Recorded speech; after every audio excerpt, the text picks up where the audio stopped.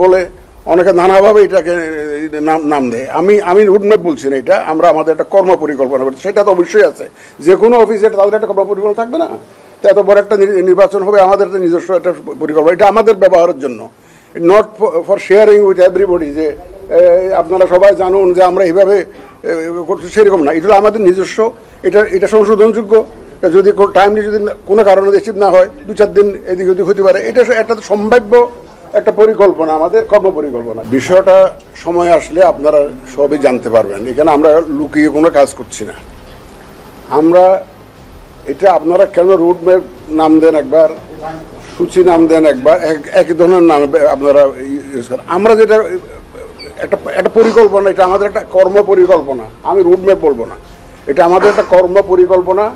আমাদের যে বিভিন্ন অ্যাক্টিভিটিসগুলো আমাদের করতে হবে, সেগুলো কোনটা কোন সময়ে শেষ করব, কোন সময় শুরু করব, এটার একটা পরিকল্পনা আমরা।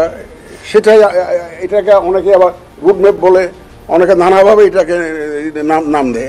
আমি রুটম্যাপ বলছি না, এটা আমরা আমাদের একটা কর্ম পরিকল্পনা করছি, সেটা তো অবশ্যই আছে।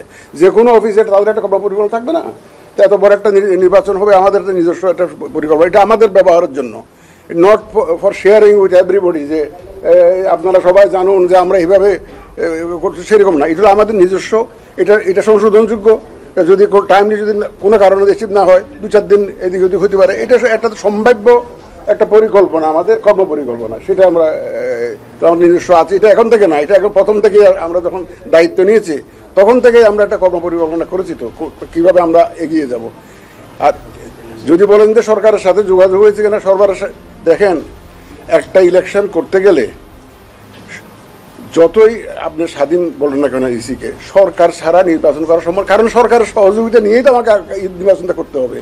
আমাকে আইনশৃঙ্খলা বাহিনীর সাহায্য নিতে হবে, সরকারি অফিসারদের সাহায্য নিতে হবে, প্রশাসনের সহযোগিতা নিতে হবে।